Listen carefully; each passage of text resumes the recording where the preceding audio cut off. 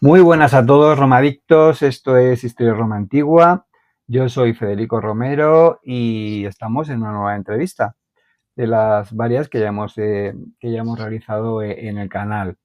Acordaos que hemos entrevistado a Diego Albás, que hemos entrevistado a Ángel Portillo, hemos entrevistado a Alberto Garín y hoy, como no solo de Roma vive el hombre, damos un salto en el tiempo abismal y nos vamos a uno de los aspectos que más le interesa a los amantes de la historia, que es la Segunda Guerra Mundial. Tengo que confesaros que una de mis pasiones secretas no solo es la historia romana, una de mis pasiones secretas es también, la Segunda Guerra Mundial junto con el siglo XVIII. De hecho, he escrito bastante, eso es algo que posiblemente todo el mundo a lo mejor me podéis conocer por el libro En defensa de Roma y mi labor en Historia de Roma Antigua, pero he escrito bastante también tanto para Muy Historia como para la editorial Pinolia sobre la Segunda Guerra Mundial porque es un tema que me apasiona. Y hoy, como aficionado y amante a esa época, os traigo a una de las personas que a mi manera de ver saben más de la Segunda Guerra Mundial en España. Nada más y nada menos que a Juanjo Ortiz. ¿Qué tal, compañero? Muy buenas, ¿qué tal? Encantado de estar aquí. Por fin estamos aquí juntos. Que sepas que es un honor para nosotros tenerte en nuestro canal. Básicamente, pues como he dicho, eres, a mi manera de ver, una de las personas que más sabe sobre la Segunda Guerra Mundial. Tienes, aparte del libro que venimos hoy a hablar, por si no lo sabéis, La propaganda nazi. Tienes dos libros muy buenos también hechos con la misma editorial, con la editorial Pinolia. Creo que los tengo por aquí, de hecho, sí, aquí justo al lado los tengo. A ver, vamos a ver uno de ellos simplemente, porque tengo varios, sobre historias desconocidas de la Segunda Guerra Mundial. Tiene dos libros sobre esta temática que también os recomiendo porque además tiene una lectura muy vectorial. Puedes leerte un capítulo tranquilamente y otro día cogerlo y empezar por otra parte diferente del... Si solo tienes 10 minutos o 15 minutos y leerte un capítulo y seguir otro día. Cuenta además aspectos muy poco conocidos de la Segunda Guerra Mundial, cosas que se suelen pasar por alto, ¿no? Porque muchas veces cuando hablamos de la guerra nos centramos en las grandes batallas y tenemos a saltarnos esos detalles, ¿no? que nos dan una verdadera dimensión de un conflicto que cambió la faz de nuestro presente. Pero bueno, hoy venimos a hablar de un aspecto muy concreto porque realmente has hecho un libro que a mi manera de ver, después de leerlo, a mí me da la sensación de que has hecho un libro de referencia, ¿no? Un libro sobre un tema que yo creo que en castellano prácticamente no hay nada, ¿no? Que es pionero en este aspecto, ¿no? Sobre la propaganda nazi. Sí, bueno, hay cosas publicadas sobre propaganda, pero en concreto, englobando tantos aspectos de la propaganda, realmente no hay ninguno, al menos que yo conozca. Uh -huh. Bueno, miento. Hay un libro que es algo más escueto, que ya tiene algunos años, que escribió un argentino, no recuerdo ahora mismo Uh cómo -huh. se llama. Bueno, en parte también me sirvió como base un poco para empezar con esto, que habla precisamente de la propaganda nazi, pero no llega a tocar tampoco todos los aspectos de la propaganda, es como mucho más general. Y lo bueno es que, bueno, pues es un tema que a mí me apasiona, que siempre me ha gustado. De hecho, empecé a trabajar en este libro incluso antes de hacer los otros dos, ya era una idea que yo tenía. Uh -huh. Y la verdad es que hasta ahora no he encontrado nada.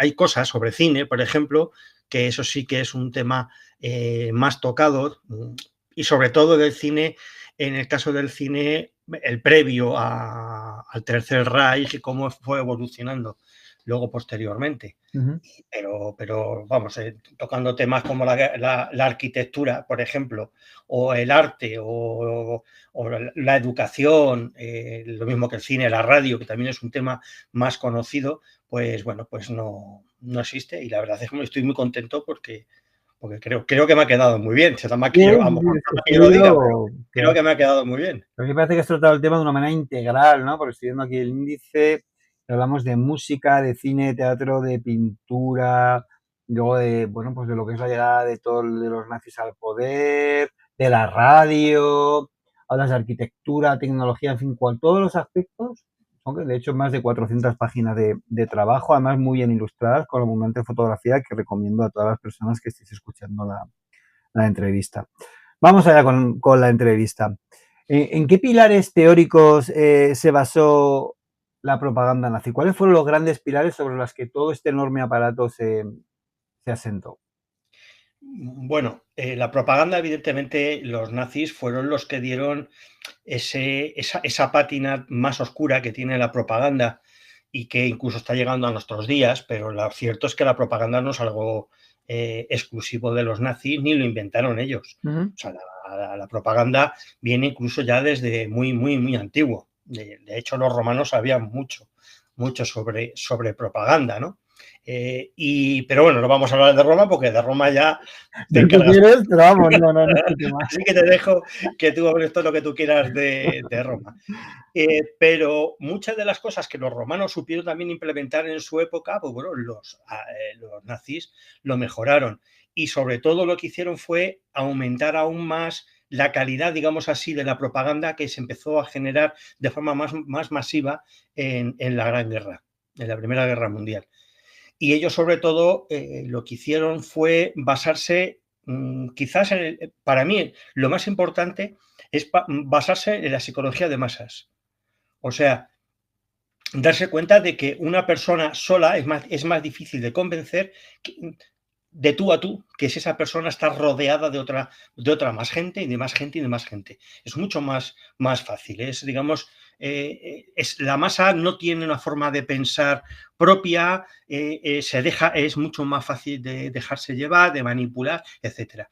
Entonces, eso que se llama psicología de masas, pues evidentemente los nazis supieron muy bien aprovecharla. Y por supuesto, pues controlando evidentemente todos los aspectos de la cultura, radiodifusión, etcétera, que existía en Alemania. Porque claro, una vez que los nazis llegaron al poder, lo que hicieron fue controlar absolutamente todo dentro del Tercer Reich, dentro inicialmente de lo que era Alemania, para que de esta manera tú solamente pensaras lo que ellos querían que tú pensaras. Ujú.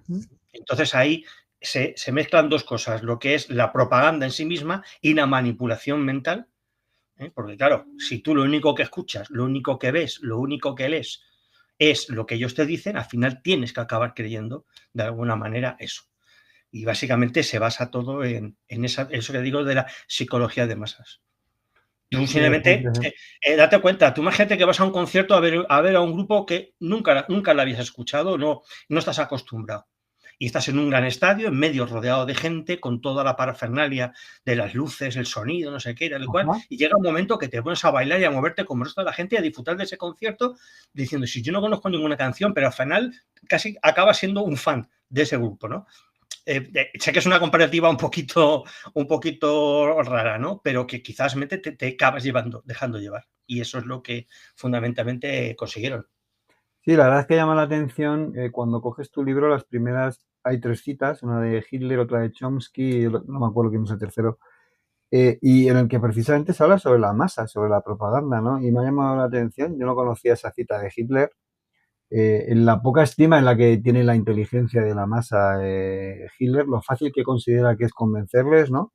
Y la referencia que también hace a su escasa memoria, ¿no? Porque realmente, si lo pensamos, es así. En nuestra sociedad actual, la noticia de un día, al día siguiente, es olvidada, ya es vieja. Cuanto, en cuanto ha sido publicada en un periódico, según la estás leyendo, esa noticia ya es vieja.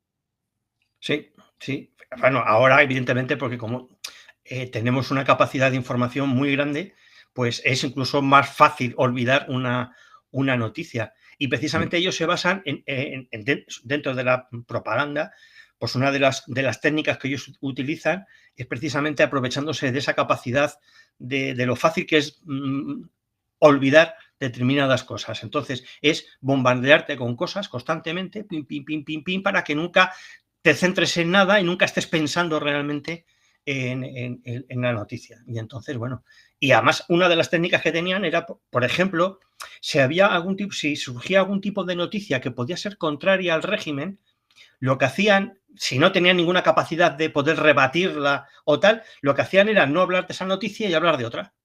Con lo cual, cuando empiezas a hablar de otra, de esa te olvidas y ya está. Y es como que no ha pasado nada. Sí, hablando de trucos. La verdad es que llama mucho la atención, ¿no?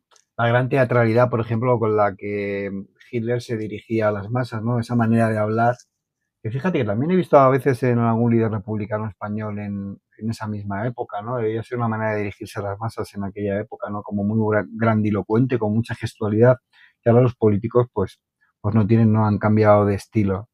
¿Cuáles eran los principales trucos, ¿no? que usaban los nazis, sobre todo Hitler, ¿no? Para dirigirse a las masas cuando les daba esos discursos, esos mítines que les daba y que enfurecían a las masas? Sí, pues mira, es muy curioso porque, por ejemplo, Hitler practicaba ante un espejo, Ujú. practicaba ¿No? mucho la gesticularidad. Hay algunas fotos por ahí, se pueden buscar por internet, en las que él se le ve, fotos en las que a él se le ve ensayando en sus primeros tiempos. Qué fuerte. Estaba muy ensayado. De hecho, cada vez que tenían que montar un discurso, al principio eran mucho más, digamos, desorganizados. A lo mejor llegaba Hitler, empezaba a echar el discurso y se largaba de la cervecería. Pero luego se Mm, iban dando cuenta de que incluso todo lo previo al discurso también tenía muchísima importancia para el mensaje que se pretendía dar, ¿no? Entonces, estaba todo muy bien organizado, de tal manera que, por ejemplo, si el discurso estaba previsto que se hiciera a las 6 de la tarde, a las 6 de la tarde no empezaba, empezaba más tarde, aunque mm, fueran 2 o 3 minutos. sí, Eso ya creaba una tensión previa en la audiencia. anda. Y cuando él llegaba con, evidentemente, con mucha fanfarra tal y cual, y con mucha tranquilidad y mucha parsimonia, atravesaba la sala o el salón donde estaba y se dirigía hacia el atril o el punto en el que él fuera a dar el discurso. Y luego, en contra de la imagen que tenemos de Hitler dando un discurso, porque si cualquiera que imagine a Hitler dando un discurso, parece que está enfadado, Sí, ¿verdad? sí, sí. Es esa idea, ¿no? Y casi siempre es gesticulando mucho, gestos muy fuertes y gritando. Pues no, él siempre comenzaba los discursos muy tranquilo y empezaba siempre algo así, diciendo algo así como hermanos alemanes y hermanas alemanas y tal, estamos aquí y tal, y poquito a poco él iba subiendo, iba encrechendo el mensaje que iba dando. Y los gestos enfatizaban mucho lo que decía. Todo estaba muy bien sincronizado. O sea que, y, y claro, llegaba un momento en el que si cada vez te van encendiendo más, te van encendiendo más, te van encendiendo más, te van captando aún más, hasta que al final, bueno, hasta al final la gente entraba muchas veces en un paroxismo tremendo. Aparte que tenía un pico de oro Sí, ¿no? para que le entendieran alemán, porque la verdad es que el alemán es complicado de hablar cuando no eres germano hablante. Claro, si no te has Pero, quedado en eso es difícil. pero era un gran orador, incluso desde sus comienzos en el Partido Nacionalista Alemán, antes de que fuera el Partido Nacional Socialista, Ujú. tenía una gran capacidad de oratoria, o sea, tenía Ujú. un pico de oro. ¿Y hasta qué punto la situación económica de Alemania en esos años 20, 30 tan complicados por los que pasó favoreció el mensaje de la propaganda nazi y va a conseguir que eche raíces ese mensaje en la sociedad alemana? Y otra cosa que también me ha llamado mucho la atención es por qué las cervecerías de Múnich fueron lugares en los que más fácilmente arraigó este mensaje, ¿no? Cuando yo he tenido la suerte de estar en Múnich, ¿no? Están en algunas de esas cervecerías y me llaman la atención, ¿no? Joder, curioso, ¿no? Que fuera aquí precisamente qué pasaba en esta ciudad en ese momento para que fuera ahí donde mejor echara raíces el nazismo, ¿no? Bueno, respondiéndote a la segunda, luego te hablo de la primera cuestión. A ver, las cervecerías, que es el punto principal de reunión en aquella época, sobre todo. Ahora ya, evidentemente, hay otros sitios de reunión Mm, de grandes masas de gente. Allí la gente se reunía de forma más distendida en las cervecerías. O sea, era el único sitio realmente donde la gente se podía juntar en un número grande. Claro, no lo vas a hacer en un teatro. De repente cortas el teatro y empiezas a echar la charla. Es que las cervecerías se prestaba, y luego, evidentemente, el hecho de que tú le des a ya baja el la equipo. cerveza, pues también facilita mucho las cosas.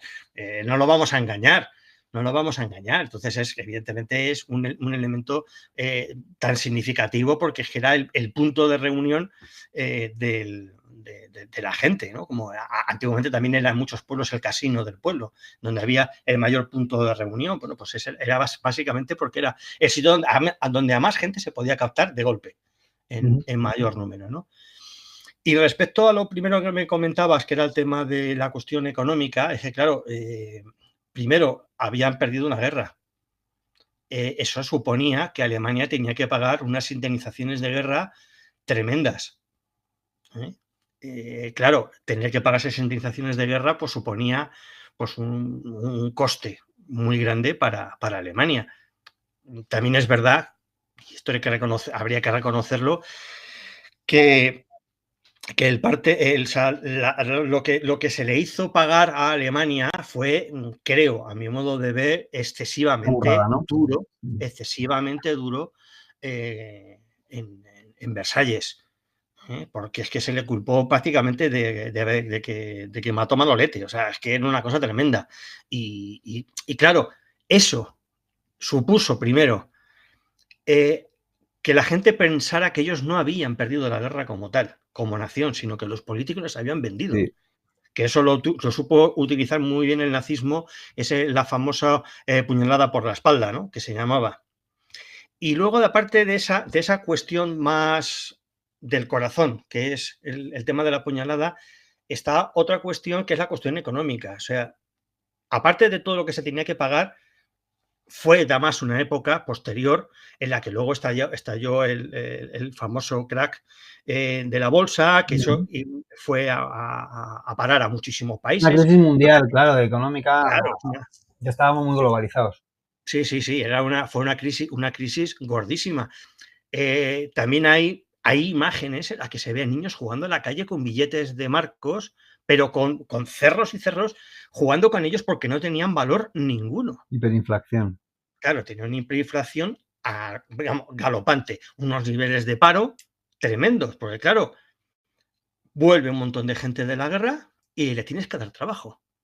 Y eso también, pues evidentemente hay un gran descontento entre los excombatientes. Entonces, toda esa situación, pues como pasa con todas las crisis, es un buen río revuelto para que algunos pescadores con malas artes pues aprovechen para sacar rédito. Y generalmente los extremos en las situaciones de crisis son los que salen ganando. ¿Sabe? Porque claro, parece que dan algo nuevo que la política más tradicional no da, y eso fue una de las cosas que los nacionalsocialistas llegaron a vender, que era, pues eso, como más revolucionario en contra de la política tan encorsetada previa que había. Aparte de que, bueno, en la República de Weimar hubo elecciones cada día sí y día no. Estaba la gente más tiempo votando que en su casa. O sea, era alucinante, ¿no? Cómo se encontraba. Y la gente estaba ya hasta aquí. Y entonces, claro, bueno, pues todo ese tipo de cosas es un caldo de cultivo muy importante para un mensaje nuevo. Que no era tan nuevo, porque en realidad era en muchos aspectos calcado de la idea de Italia, de El Mussolini. fascismo italiano. Pero ya era un viento nuevo ante la política tan encorsetada que existía previamente. Entonces, claro, y si tú le dices que vas a darles a todos trabajo, que todo el mundo va a tener, pues eso, lo mejor de lo mejor de lo mejor, pues lógicamente, ¿a quién van a votar y a quién van a apoyar? Y poco a poco pues, fueron creciendo desde un partido que eran 4 gatos bueno, pues a hacerse con el poder. Tras el fracaso del Punt de Múnich y el ingreso de Hitler en prisión, que es una cosa que no todo el mundo sabe, ¿no? Hitler lo intenta en las bravas y fracasa. Y por ese fracaso en el golpe de Estado acaba ingresando, pasa un tiempo en prisión, ¿no? Es allí donde escribe su famoso libro, el Mein Kampf.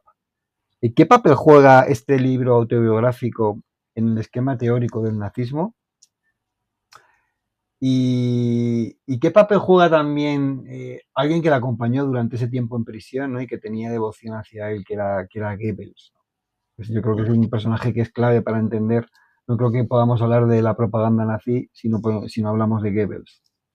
Claro, hay que verse, es fundamental para la propaganda. ¿Quién era Goebbels?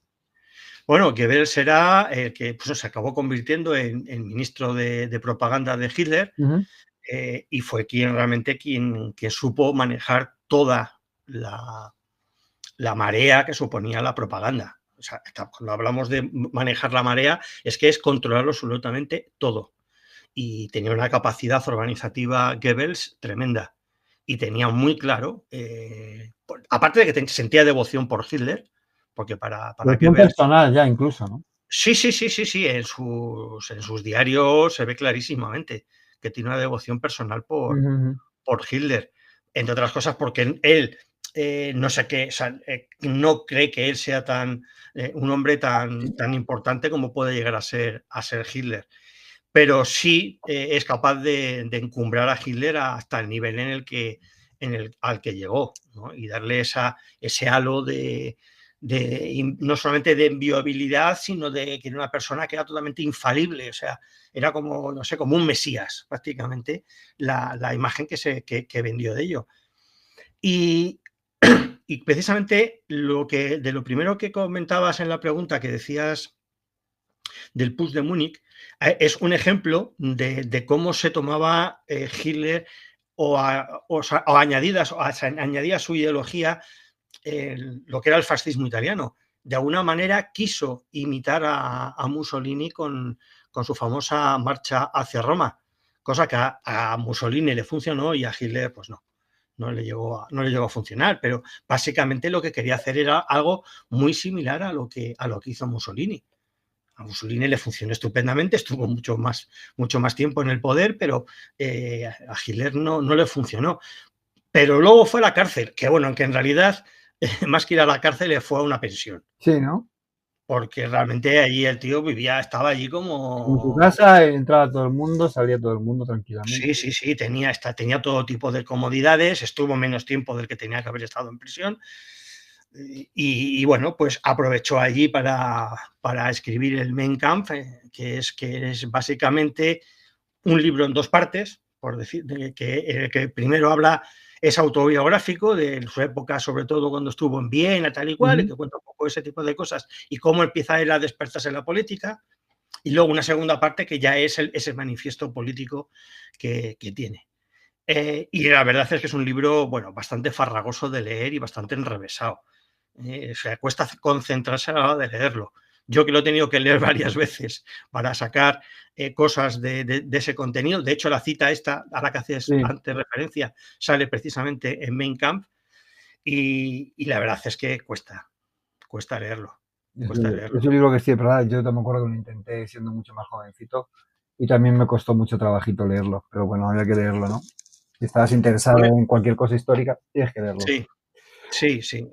Eh, Sobre todo de que hay que leerlo con mirada crítica, o sea, no, no, claro, evidentemente. claro, tienes que ver en el contexto en el que está hecho y todo eso. Por eso está muy bien una edición que hicieron en Alemania hace unos pocos años, cuando Ujú, ya acabaron los derechos de Baviera que tenía sobre el libro y los sí, derechos en Baviera ya no se permitía editarlo, se hizo una edición comentada por historiadores, ujú.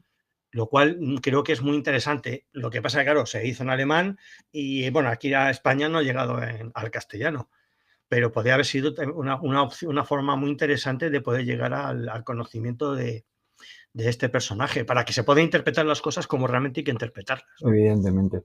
Háblanos, una cosa también que nos llama mucho es la escenografía, ¿no? Las grandes concentraciones que, que la propaganda nazi hacía. Realmente el régimen nazi, yo creo que esas grandes concentraciones realmente entran dentro de esa escenografía que, fíjate, estoy pensando ahora, me recuerdan mucho, por ejemplo, a otras dictaduras como la de Corea del Norte, ¿no? Una dictadura actual que también recurre mucho a ese tipo de escenografías, ¿no? De apoyos de la multitud al dictador, ¿no? Háblanos un poquito de qué función tenían esas grandes concentraciones y qué finalidad buscaban, qué objetivo tenían. Bueno, si uno ve las imágenes de este tipo de Mm, concentraciones, que se pueden ver muy fácilmente, porque hay una película de propaganda magnífica hecha por Leni Riefenstahl, que se llama El triunfo de la voluntad, que además está filmado, bueno, con una calidad impresionante, ujú, cinematográficamente hablando. O sea, es un documental muy bueno, está muy bien realizado sí, y se puede ver perfectamente.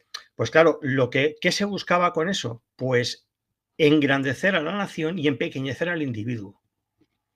O sea, el individuo dentro de ese grupo de la masa, que antes hablábamos un poco sobre ese tema, sí, tú te sientes muy pequeño y te sientes totalmente acongojado dentro de eso y te acaba devorando.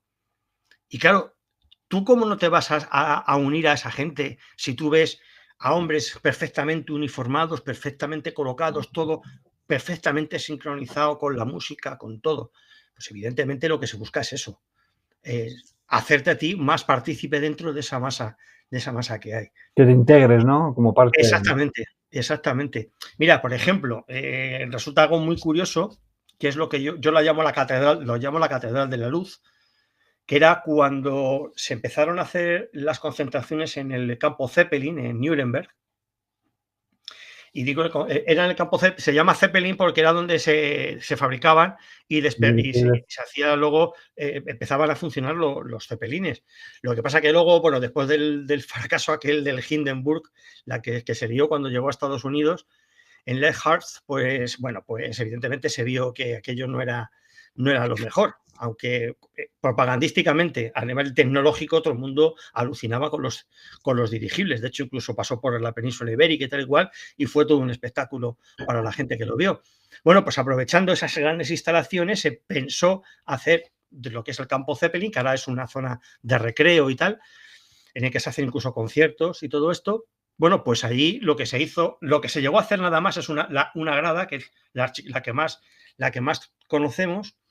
Y decía yo lo de la Catedral de la Luz porque justo todo alrededor, lo que es el perímetro de ese ¿Sí? recinto, se llenó con deflectores de la Luftwaffe. De hecho, utilizaron todos los que tenía la Luftwaffe disponibles para crear unas columnas de luz que llevaban pues eso, hasta donde daban de sí esos focos. Imagínate unos focos antiaéreos, la potencia que tienen. Madre mía. Bueno, eso es espectacular, ver las imágenes de lo que es eso.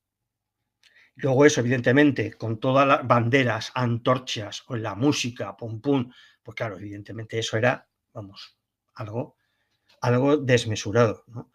Y luego, evidentemente, no solamente era la gran concentración allí, alrededor de todo esto había otros recintos en los que se hacían otras actividades, todo relacionado, evidentemente, con el partido y la propaganda, porque esas concentraciones tan conocidas son concentraciones del partido nazi. A mí O la sea, verdad no es que son como las concentraciones que se hacen aquí, que sí, se juntan en un pabellón y se juntan a lo mejor 400 o 500 o 600 personas. No, no, allí eran miles. 400.000, ¿no? A mí me da mucho la atención el concepto integral, ¿no? Que el régimen nazi tenía sobre la vida. Es decir, todos los aspectos de la sociedad tenían que ser controlados, ¿no? Por el régimen nazi, ¿no?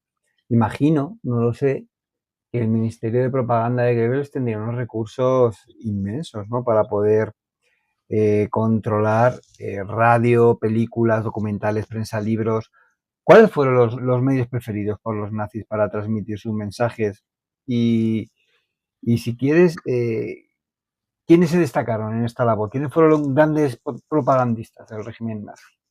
Bueno, fíjate si tenían medios que, independientemente de todo lo relacionado con el armamento y con la guerra, era el siguiente ministerio que tenía más Por poder eso te digo, claro. económico. Y que a través y prácticamente casi todo, digamos así, tenía que pasar por el Ministerio de Propaganda. O sea, incluso hasta el Ministerio de Educación y el Ministerio de Cultura estaban controlados por el Ministerio de Subordinados al de propaganda, claro, ¿no? O sea, estaban subordinados a eso.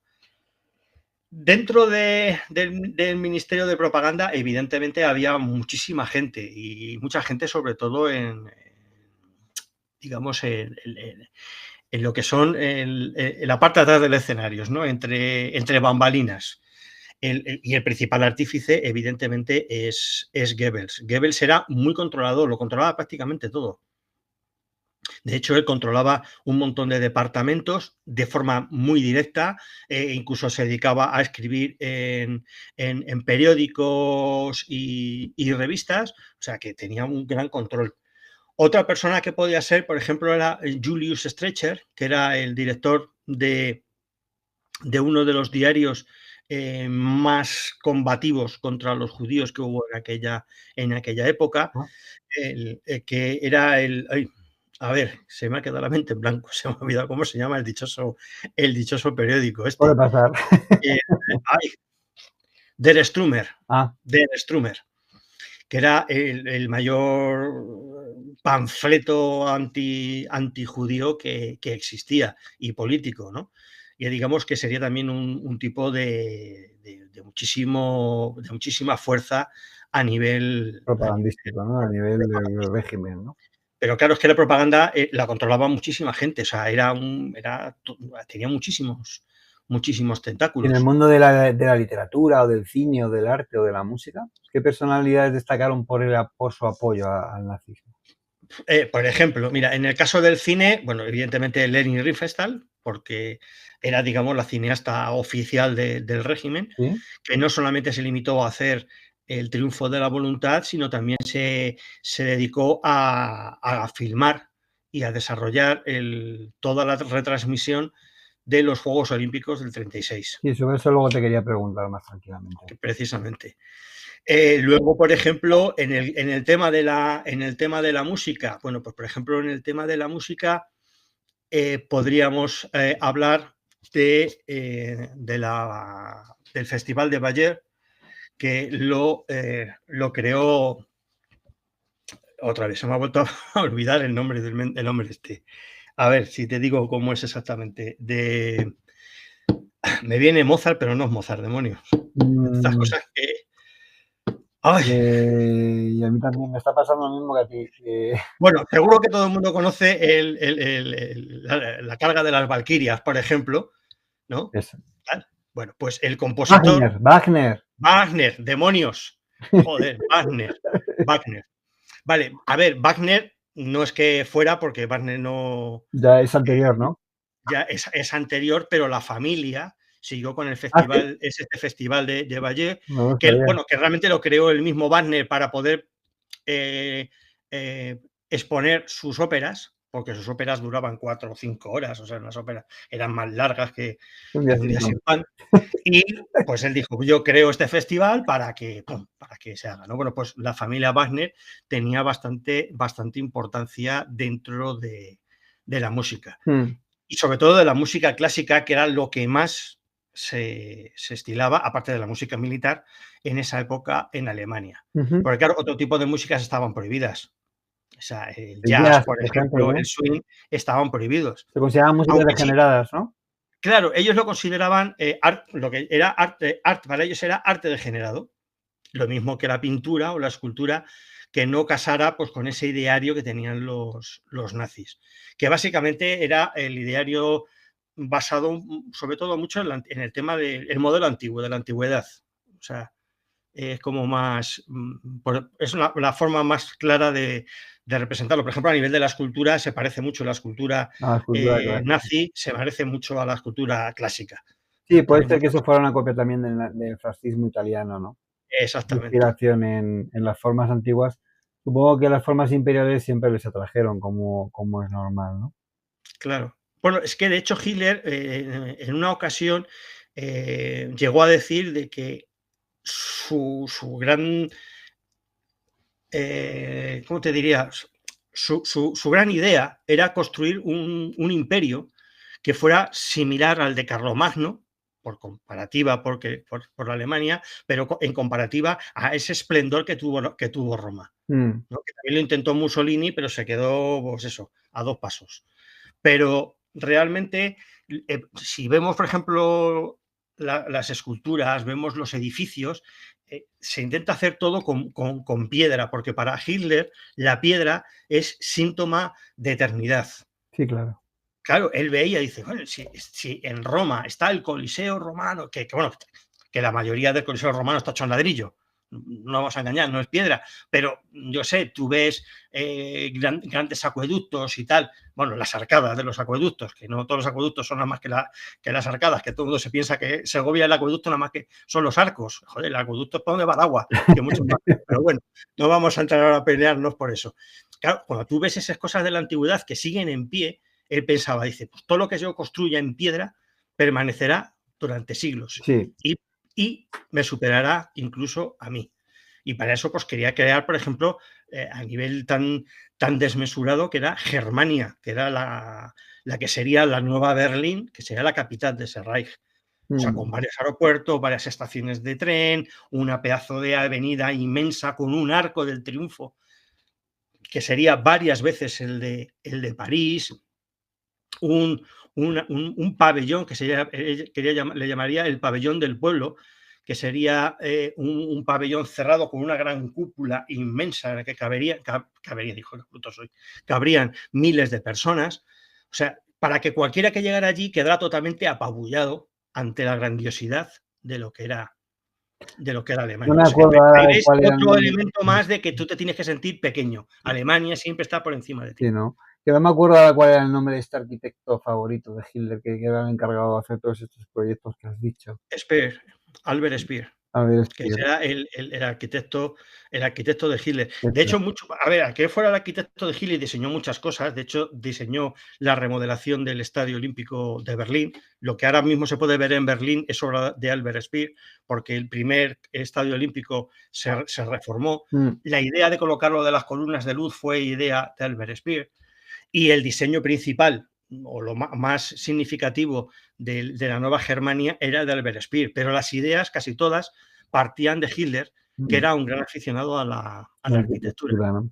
Sí, bueno, no hay gran emperador o gran dictador que no tenga un arquitecto al lado encargado de materializar, ¿no?, en piedra sus proyectos, ¿no?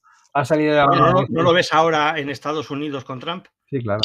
¿Qué está haciendo con la Casa Blanca? Claro, remodelarla. Tiene que dejar su huella, ¿no?, en No la es historia, ¿no? exactamente lo mismo. Y fíjate que han pasado años, ¿eh?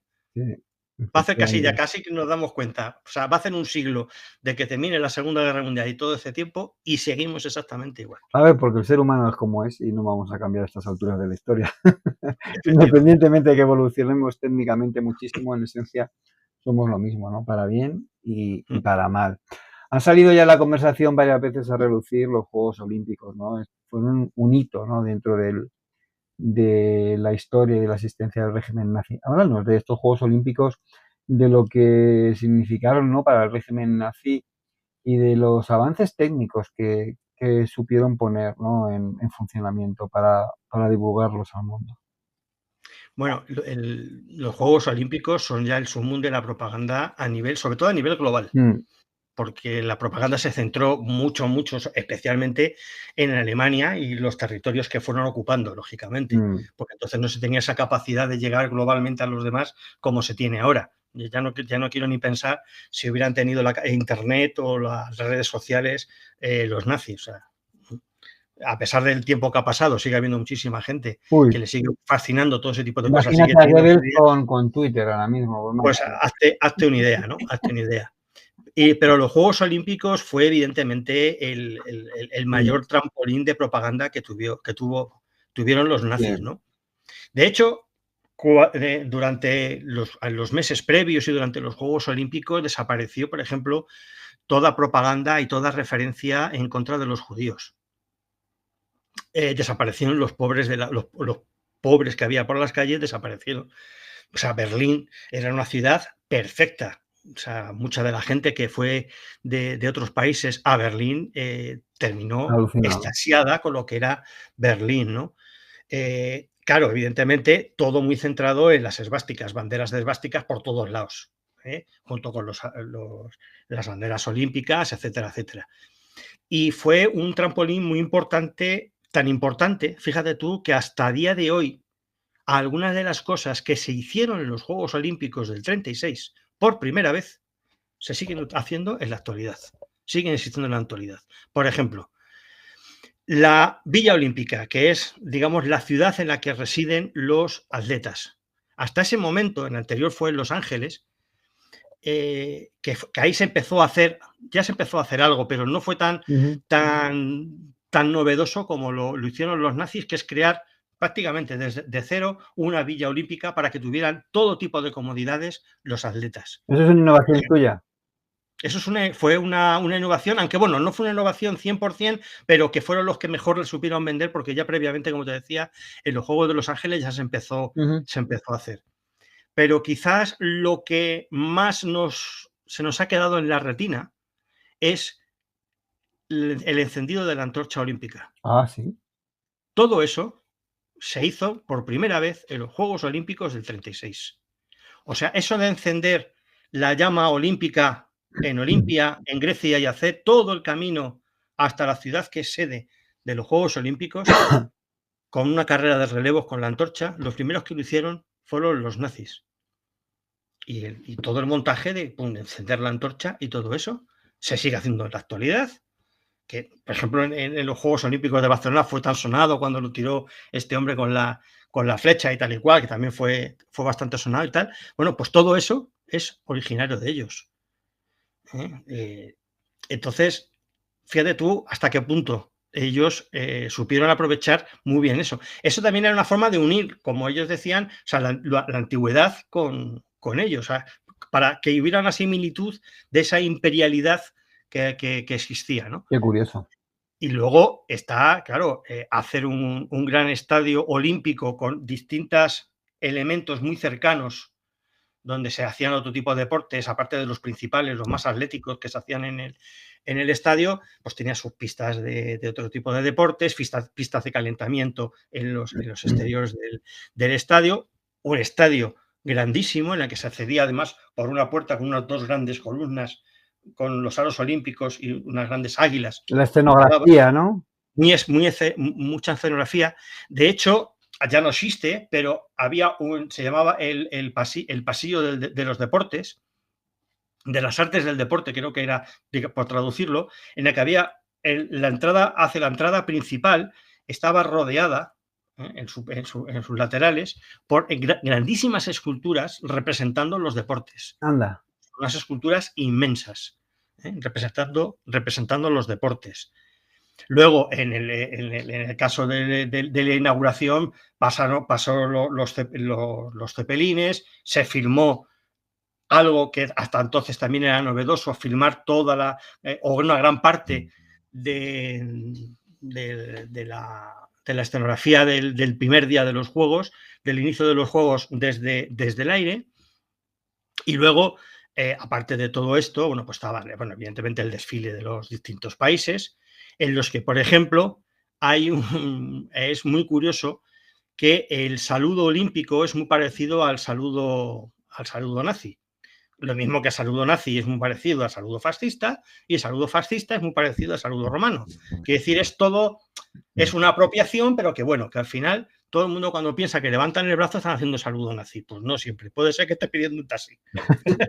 ¿No? Pero el saludo olímpico es prácticamente el mismo. De hecho, en los Estados Unidos, anteriormente, en las escuelas, se hacía lo que ellos llamaban el saludo Bellamy, que cuando ascendieron los nazis al poder y todo esto, pues se suprimió en las escuelas. Pero se hacía el saludo Bellamy, que era levantando el brazo. O sea, que fíjate tú, que tampoco es algo tan raro, pero claro, tiene esa caspilla, esa connotación, ¿no? Y luego lo que fue a nivel técnico espectacular es a nivel de la televisión, porque entonces estaba muy en pañales, era algo muy, muy novedoso, pero Len Riefenstahl tuvo a sus pies a todos los técnicos que había en Alemania, no le pusieron ninguna cortapisa, le dieron crédito todo lo que quiso para poder hacer una retransmisión de los Juegos Olímpicos y luego grabar, evidentemente, Olimpia, pues claro, con unos niveles técnicos increíbles. O sea, con unas cámaras súper potentes que eran capaces de a una gran distancia centrar la cara, los gestos de cualquier persona que estaba en las gradas, filmar incluso haciendo traveling mientras el corredor veía al corredor, le iba siguiendo una cámaras escondidas en los fosos para hacer picados y contrapicados. O sea, un despliegue impresionante. Cualquiera que pueda ver el documental propagandístico Olimpia lo puede ver.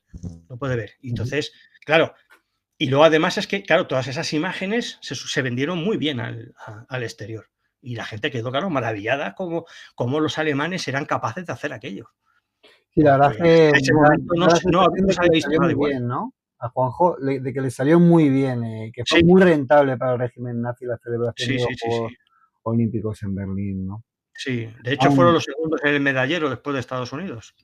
También encima a nivel deportivo. Yo me hablaba en términos políticos, ¿no? Sobre todo de imagen, ¿no? De cara al mundo. Claro, y además la imagen, sobre todo, vender una imagen de que eran no solamente buenos organizando cosas, sino que decían, hombre, no son tan malos, no persigan a los judíos, y yo no he visto perseguir a los judíos por la calle, ni decir, claro, en el momento que acabaron los Juegos Olímpicos y la gente de fuera se fue, volvieron otra vez a lo mismo. Se reanudó, ¿no? ¿Por qué esa obsesión del régimen nazi con los judíos? ¿Era algo personal de Hitler o era algo que estaba muy arraigado en el sentimiento del pueblo alemán Bueno, antiguo? realmente estaba arraigado en el sentimiento de muchísima gente en todo el mundo. O sea, el antisemitismo, ese antisemitismo no es exclusivo de los alemanes. O sea, ya ha existido de muchísimo tiempo atrás.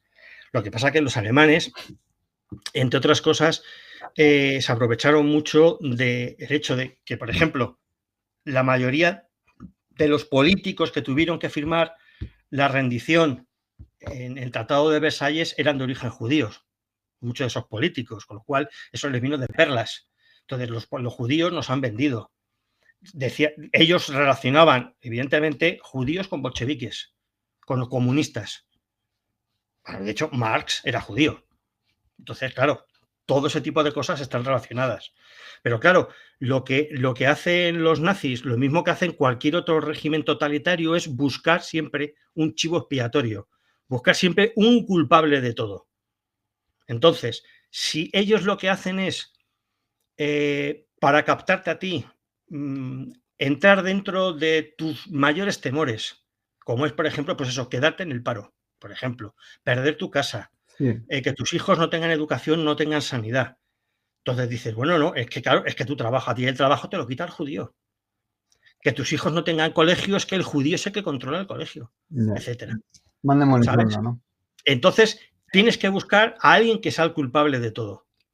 Si los nazis utilizan a los judíos entonces, pues en la actualidad, pues otros autoritarismos, pues lo que tienen es al inmigrante, que es el que tienen más cerca. Que es curioso, porque generalmente todos estos totalitarismos nunca miran como enemigo a que está por encima de ellos, siempre que está por debajo, que es el que no se puede defender. Al filo de eso es curioso lo que comentas. Hace poco leí el libro de, no lo tengo por aquí, de Fernando Díaz Villanueva, el de Contra el Pesimismo. Y uno de los capítulos habla precisamente de la inmigración, ¿no?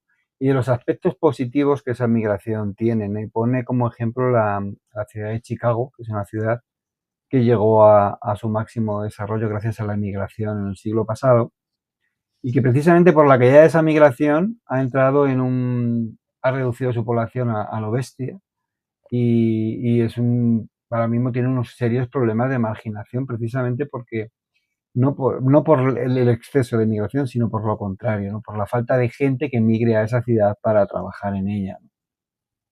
Entonces, bueno, yo creo que la migración organizada, ¿no? Siempre puede ser, es una fuente de riqueza y es positiva para cualquier país, ¿no? Y que al fin y al cabo todos somos inmigrantes. Yo el primero, ¿no? Mi familia proviene de Extremadura. Yo, de hecho, soy nacido en Emérito Augusta, ¿no? En Mérida, ¿no?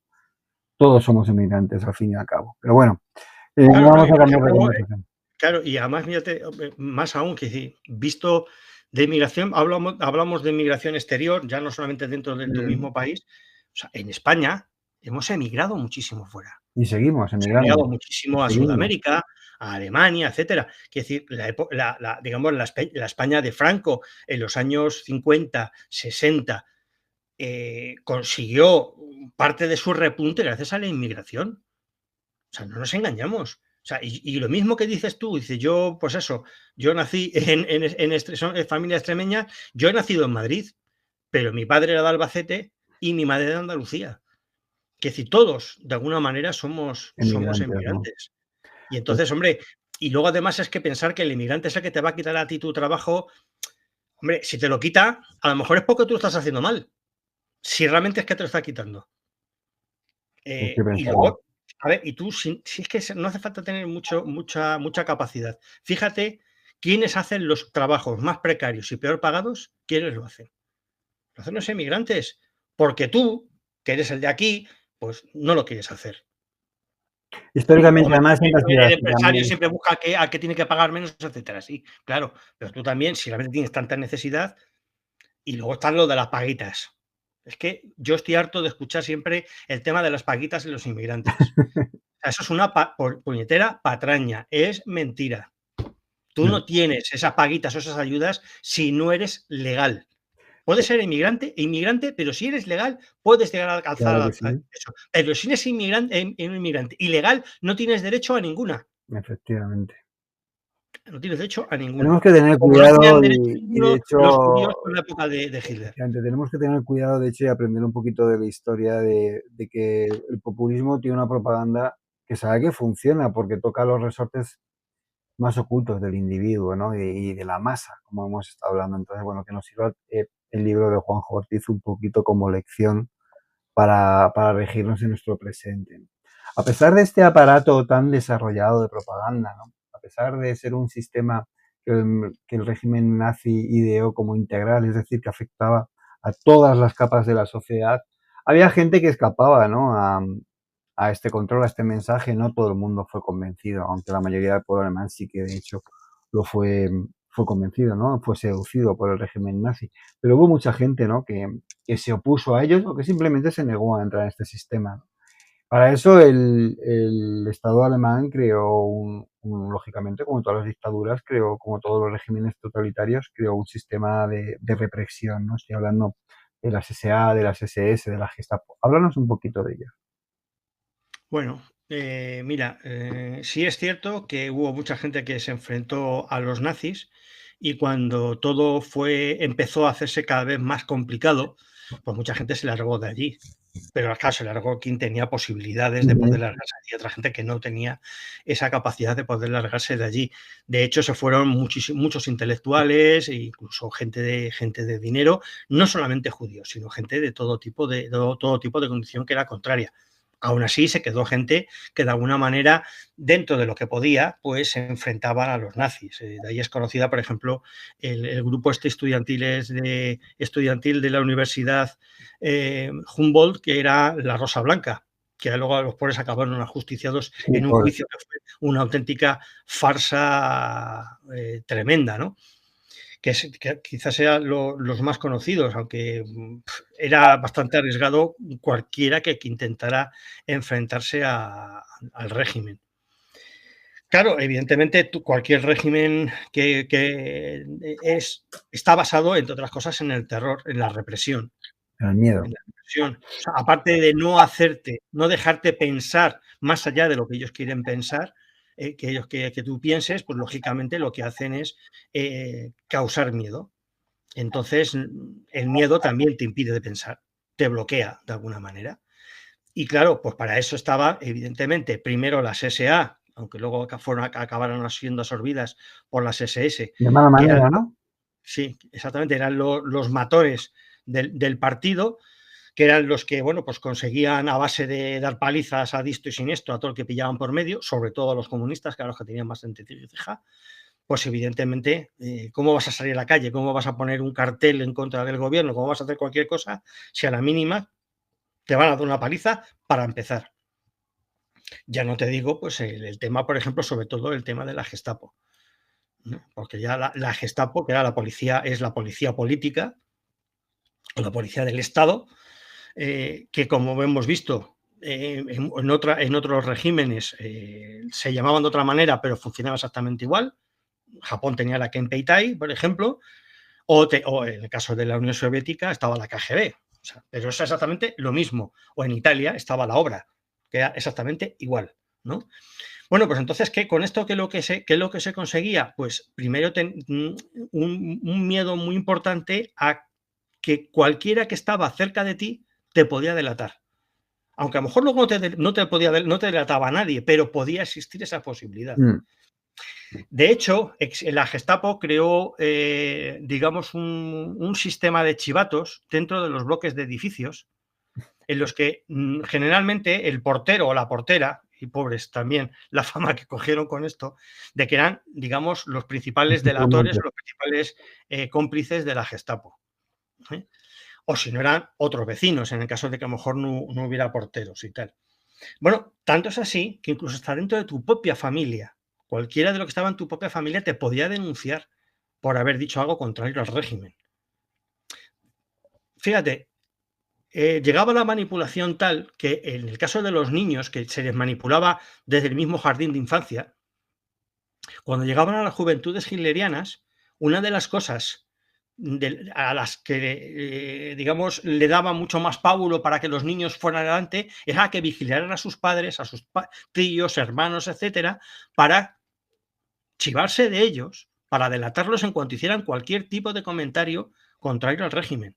Ya no digo decir que Hitler es no sé qué o lo que sea. O sea, imagínate. Y se dieron bastantes casos de chavales que manipulados mentalmente a tal nivel que delataban a sus padres. Pero Y los esto, padres fíjate, jugaban me estás hablando y estoy dándome cuenta de que coinciden totalmente con otro régimen totalitario como fue el comunismo, por ejemplo, en la época de Stalin, era tal cual me lo estás contando en la Alemania nazi. O sea, hasta lo de los porteros era sí, exactamente igual en la Unión Soviética de Stalin que la Alemania nazi, ¿no? Qué curioso. son bastante más parecidos de lo que parece. Mm, Bastante más parecido de lo que parece. Qué curioso. ¿Cuál fue el papel de la mujer, ¿no? ¿Qué papel le tenía designado el régimen nazi a la mujer en su sistema, ¿no? Vital, por decirlo así.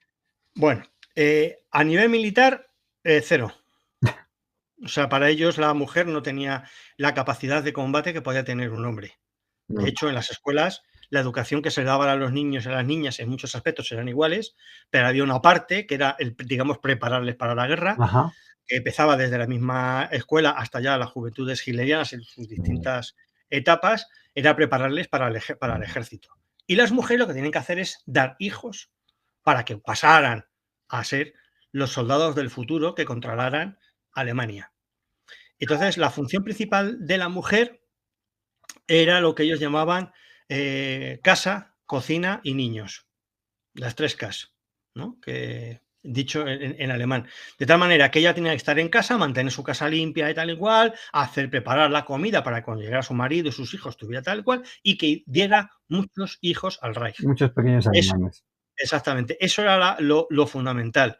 No gustaba la mujer que vestía de forma elegante, que vestía, que se maquillaba, ese Mm. tipo de cosas. No era lo que gustaba al régimen.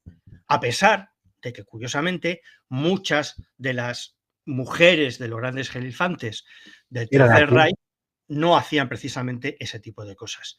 Ahí tenemos el ejemplo, por ejemplo, de Magda Goebbels, que era la mujer del ministro de propaganda, que a pesar de que no era excesivamente ostentosa, siempre vestía a la última moda, por ejemplo.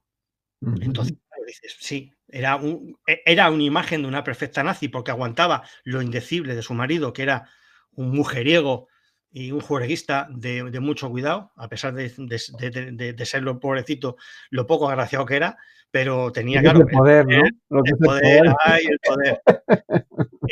Y que vamos, que tuvo un amante durante bastante tiempo que era una actriz, y luego dio un montón de hijos al Reich. Sí, De hecho, pero tuvo, claro, fueron un montón. claro, tuvo 6 hijos. De Claro, hecho, claro, sí luego, recordaba luego también que Hitler se vio también implicado en algún tipo de escándalo de muerte con su prima. También hubo un par de asuntos turbios también, ¿no? sí, bueno, Hitler tuvo un problema con una sobrina suya, con Eso. Heli Raubal, de la que supuestamente estaban enamorados los dos, pero él era una persona bastante absorbente en muchos aspectos y tal, y parece ser que, bueno, la pobre chica tampoco estaba muy bien de la cabeza, pues tenía problemas depresivos, ese tipo de cosas, y Ajá. se terminó suicidando. Ah, fue un O sea suicidio en teoría sí, entonces, sí. no fue más que eso, un suicidio. Sí, sí, a ver, eso es lo que se conoce, que la suicidaran, ya Es no lo otra cosa, sabemos, ¿no? No lo pero, sabemos. digamos, oficialmente es un suicidio, como luego pasó con Eva Braun, que fue con la única con la que se llegó a casar, que ella se casó justo el día antes de que se suicidaran ambos, Mm, ¿no? sí, Pero sinceramente. Hitler, una de las cosas que quiso era mantenerse soltero, o sea, no casarse en ningún momento porque él realmente lo que quería vender es que estaba casado con Con Alemania. Alemania, ¿no? Ya, Ujú. bueno. A lo mejor tenía un problema de otro tipo. Vamos a ir cerrando ya, acercándonos al final de tu índice. La contrapropaganda. ¿De qué hablas en ese capítulo? ¿Qué quieres contarnos? Pues en la contrapropaganda es precisamente lo que se busca es atacar al enemigo, o sea, o de alguna manera la propaganda que hace el enemigo, pues tú la tienes que dar la vuelta y que te favorezca a ti. Combatirla, ¿no?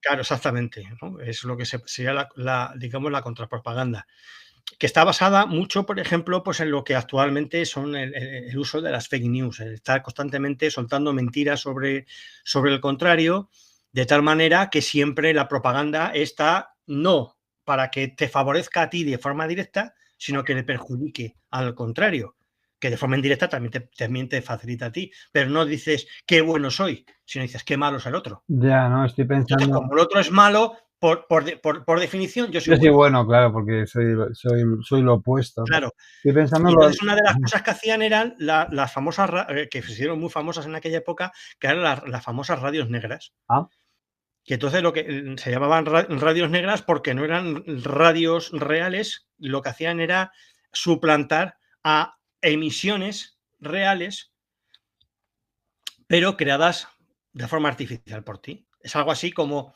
la IA de entonces. O sea, suplantas una emisora real por una tuya propia.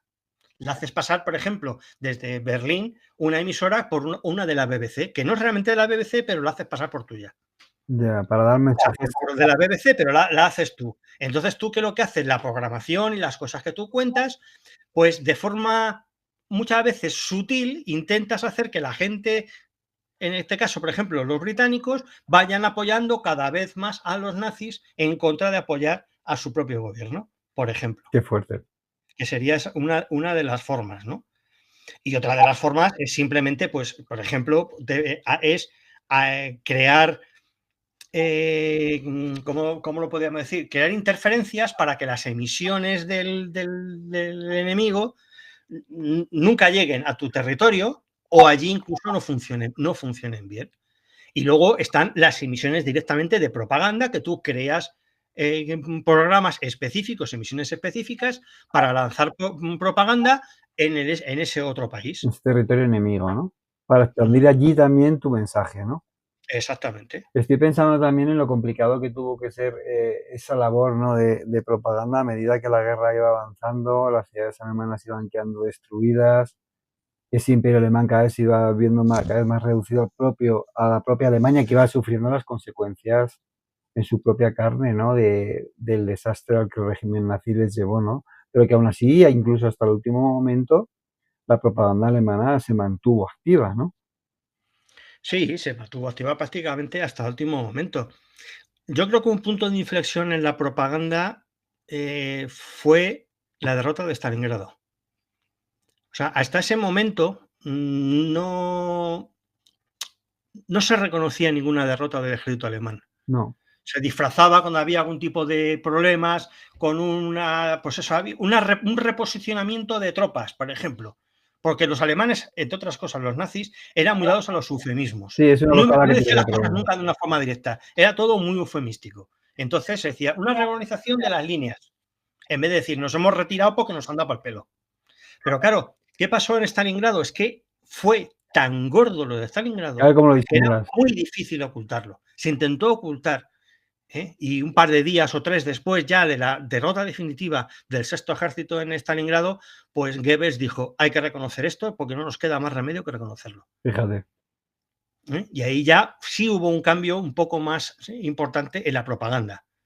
Aún así, se estuvo vendiendo de que, bueno, que todo era simplemente, un pequeño percance en la guerra, que no os preocupéis, que al final vamos a ganar. Y ya, vamos, estaban cayendo las bombas en el mismo Berlín y encima de tal, y los seguían pensando que vamos a ganar. Y se seguía vendiendo que se iba a ganar. Coño, famoso es prácticamente ya terminando la guerra, el famoso discurso que hizo Goebbels de la guerra total.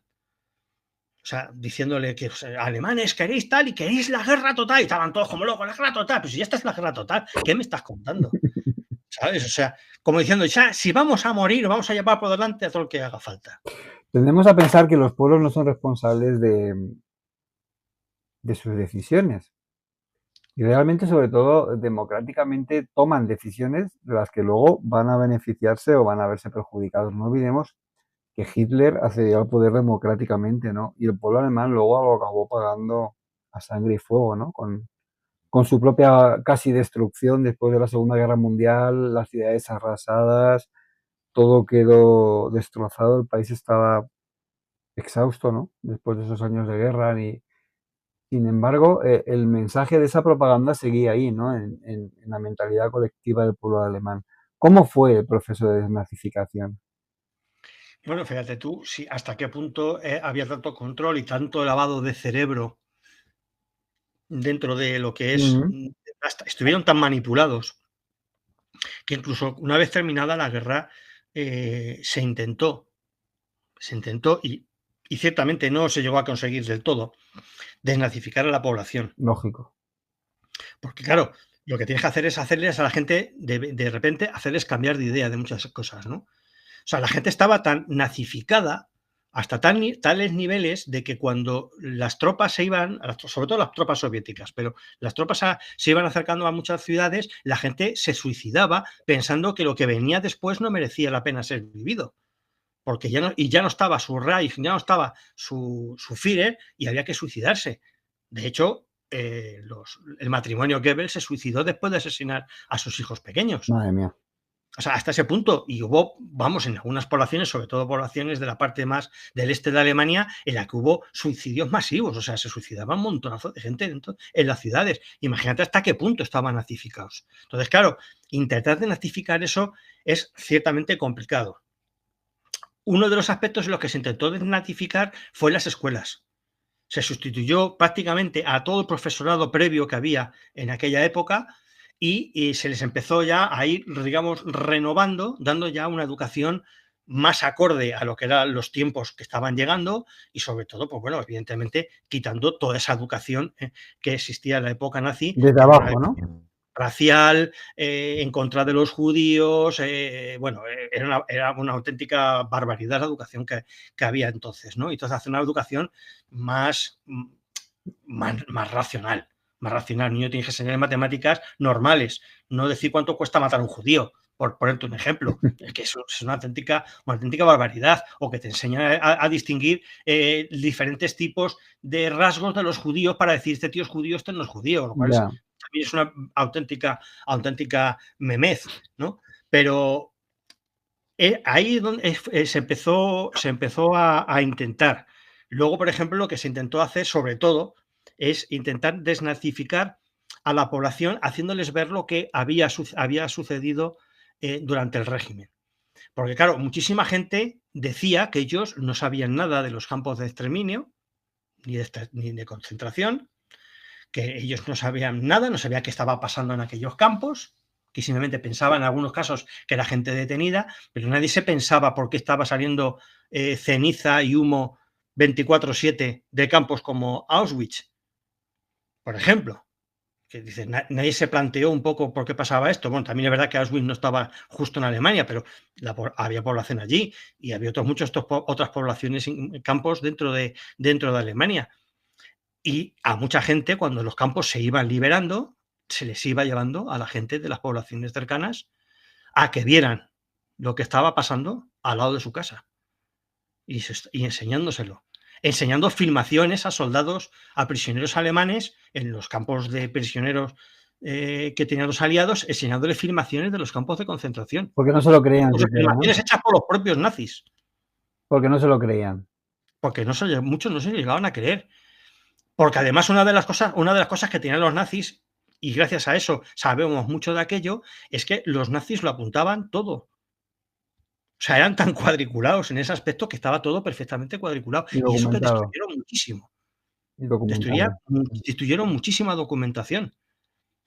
Pero aún así, se conocen muchas cosas de esas. Por ejemplo, se conocen cosas de las que pasaron en Mauthausen, pues gracias a gente como el español Francesc Boix, que consiguieron escamotear un montón de negativos de fotografías hechas por los mismos nazis. O sea, no es que las hiciera solamente Francesc Boix, que él estaba en el laboratorio fotográfico de allí, algunas las hizo él, pero muchas eran hechas por los mismos nazis, para de alguna manera, pues eso, ilustrar su magnífica labor, ¿no? Su archivo de todo ese tipo de material, o sea que hasta ese punto era, o sea, había estadillos de tantos presos se han metido en un vagón, han salido de la estación de tal sitio y cuando llegan no sé cuántos, han salido vivos no sé cuántos, tantos muertos, o sea, estaba todo perfectamente contabilizado, o sea, pero la gente aún así, muchas de esas cosas no las creía, o tampoco muchas veces no lo quería creer. Porque claro, también es cierto que los nazis crearon una cosa en Alemania que era lo que yo llamo el estado del bienestar, porque sí, claro. el alemán durante muchos años vivió muy bien con el régimen nazi. Te hablo del alemán ario, ¿vale? Entonces, claro, dices, si a mí me haces unas buenas carreteras, me puedo comprar un coche, puedo tener un buen trabajo, te puedo tener una casa estupenda, me puedo ir incluso hasta de vacaciones pagadas por el Estado. Pues dices tú, qué bien, pues entonces no me importa que a los judíos se los lleven, pues nada, que se vayan por ahí. Claro, entonces también te conformas con eso. Entonces hay gente que no quería ver, o incluso gente que lo tenía perfectamente claro, que eso era lo correcto. Y muchos lo creían porque también se lo habían inculcado en su mente. Mm, Y eso pues costó. Pero realmente luego, a nivel sobre todo de la administración, fue muy complicado. Porque al principio se intentó hacer una limpia de todo lo que tenía que claro, ver con lo nazi y la administración es lo que y estaba dijeron, pensando. "Sí, ni nadie, no tenemos a ¿Y nadie, de no quién tenemos tiras? jueces, Claro, ni tenemos gente que sean ingenieros de carreteras, etcétera. Son un montón de gente que no está. ¿Por qué? Porque los que antes no eran de allí se los habían quitado de encima. Entonces tuvieron que recular y decir, bueno, pues vamos a meternos gente para acá. Y al final, pues eso, incluso llegó a tener cargos importantes en el gobierno posterior de lo que han Alemania pasado por gente que juro. estaban con los nazis. Gente que, bueno, que lo que se tuvo a lo mejor un poquito en cuenta fue su nivel de implicación, por decirlo así, ¿no? Claro, para eso se hizo, los estadounidenses No les quedó más hicieron remedio. un, ellos lo que hicieron fue, aparte de la operación Paperclip, que era llevarse a todos los científicos que pudieron para Sí, ellos, claro. para que no se lo llevaran los soviéticos, lo que hicieron, por ejemplo, hicieron una cosa que ellos llamaban el Fagelbogen, que era un cuestionario, que digamos, yo le llamaría el cuestionario del buen alemán, en el que te hacían una serie de preguntas para de esa manera dictaminar si tú habías sido nazi, muy nazi, poco nazi o no habías sido nada nazi. ¿Sabes? Y bueno, pues en función de eso, se le podía dar determinados trabajos, de determinadas cosas, ¿no? Donde sí fueron bastante estrictos a ese nivel fue, como te decía al principio, en el tema de la educación. Ahí intentaron tener mucho cuidado para que las nuevas generaciones no tuvieran el más mínimo atisbo de adoctrinamiento que sí lo existió durante el régimen nazi. Mm. Muy curioso, la verdad es que nos has abierto un mundo súper interesante, la verdad, con tu libro. Se lo recomiendo a todas las personas que habéis llegado hasta el final de la entrevista. Propaganda nazi. Estáis delante de un libro que va a ser referencia en castellano, ¿vale? No hay una cosa parecida y está tratado de una manera integral, como habéis podido ver. Os hemos podido dar una ligera idea de todos los temas que trata Juanjo Ortiz en este libro, ¿no? Juanjo, muchísimas gracias por estar con nosotros. Ha sido un auténtico placer y un honor, ¿no? Sabes El placer ha sido mío. que eres un pilar, ¿no? De divulgadores, estás ahí siempre y nada, muchísimas gracias por todo. Ha Hagamos nuevos sido, proyectos. ha sido un placer, ha sido un placer. Muchas gracias.